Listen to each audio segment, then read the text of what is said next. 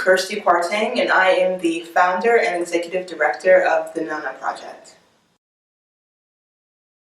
I am Ghanaian American. I grew up in the greater Washington, D.C. area to Ghanaian parents, and in this area there's a very large Ghanaian community. So while outside of my house was America, inside of my house was Ghana. Now, in addition to my parents and my sister, my maternal grandmother lived with us till I was about 12. We went to a Ghanaian church, and a lot of our family friends were Ghanaian. We have family in the area. All of that really instilled a sense of being Ghanaian in me, even though I was born and raised in America. And going to functions, at church, you would hear people talking about Jerry Rawlings because he was the president at the time. People talking about Ghana's past, hearing the name Kwame Nkrumah. And so from that, I knew a little bit about Ghana's history, but not a whole lot because I didn't learn it in school. I learned American history because I live in America. But when I would go to Ghana on family trips, I would ask my aunts, my uncles, older relatives, what they remembered about growing up in the Gold Coast or growing up in newly independent Ghana, if they ever heard Kwame Nkrumah speak, and where they were when Ghana became an independent nation, or where they were when Kwame Nkrumah was overthrown, if they remember that. I was so fascinated by their stories. Hearing about under Nkrumah, it was a little hard to find milk towards the end of his rule, or hearing how everybody was so excited on March 6, 1957, and how everybody was happy that Ghana got its freedom. I thought it was really cool to hear these stories. Unfortunately, some of the family members that I would ask these questions to started passing away. The main death that really kind of spurred my interest in starting the Amma Project was the death of my maternal grandmother, the one who lived with me when I was a kid. She died in 2007, and when she died she was 96. And Ghana had just turned 50 in 2007. Born in 1911 to 1957, just all of the stories that she had that went with her when she passed. But I know it's not, my grandmother isn't the only one. There's plenty of other people who have lost relatives who can remember so much of Ghana's history because they lived through it. So that's why I started the Amma Project. I felt it's important for us to capture the memories and the history of this generation while we still have this generation here to tell it to us, because if we as Ghanaians don't do it, who's going to do it for us? It's our history.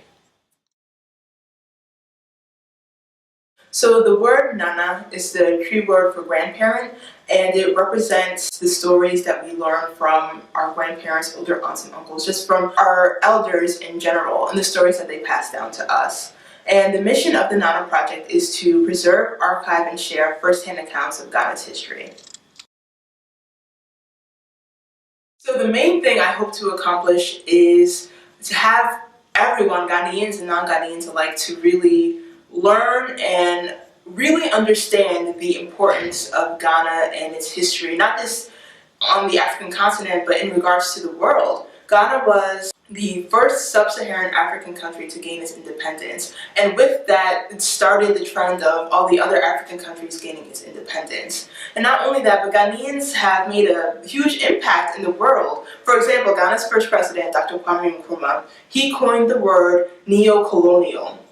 Anyone that is in international development, if you're studying development economics, he's the creator of that word. If you're in that field, you use that word all the time, and that word came from him. Another thing I hope to get out of this project is encouraging people to ask their parents, ask their grandparents, their different relatives about what they remember about Ghana's history and where they were when different events in Ghana happened. Because whether you're in America like myself, or you're in London, or even if you're in Ghana, your personal history is directly tied to Ghana's history in some way. For me, learning about my family's personal history and seeing how it connects to Ghana makes me more sure of myself, because I know exactly where I'm from. I know my personal story. Without knowing your history, you can't really know yourself. So it's important for everybody to know how their personal history directly ties to Ghana's history.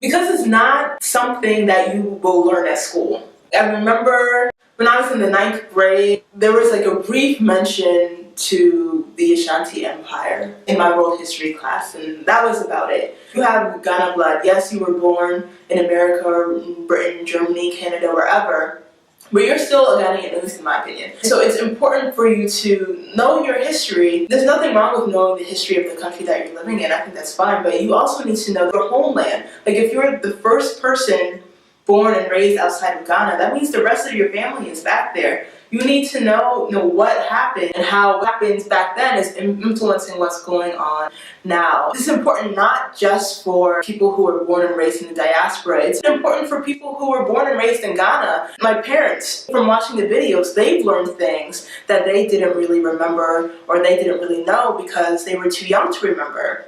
So this project, it's great for people who were born and raised outside of Ghana to learn more about Ghana, but it's also, I think it's a great project for all Ghanaians or for anyone who's interested in Ghana's history. So to contribute to the Nana Project, you can follow us on our social media accounts, and you can send us a message on there with a video or an old photo that you have of people back in Ghana, and send us the names, the year that the photo took place, where they were, and just a short paragraph on what's going on in the story, just so people can have an idea of what's going on. Now, the biggest way that you can contribute to the Nana Project is to complete a Nana Project do-it-yourself interview, and we really want the Nana projects to be collaborative. We can't go to all 10 regions of Ghana. We can't go to every country that has a large Ghanaian diaspora population. So that's why we need you. And we want you to help us out by interviewing your grandma, interviewing Uncle Yao, Uncle Ato, whoever you can find who would be willing to share their story for the archive. And you can send us an email at stories@thenanaproject.org, and we will send you an information packet that will tell you what you need to conduct the interview and how you can send us the interview. And to find out more about the Nana Project, you can go to thenanaproject.org. Please share your stories with us because we do want to archive as much of Ghana's history as we can. It's very important. Our history, our stories.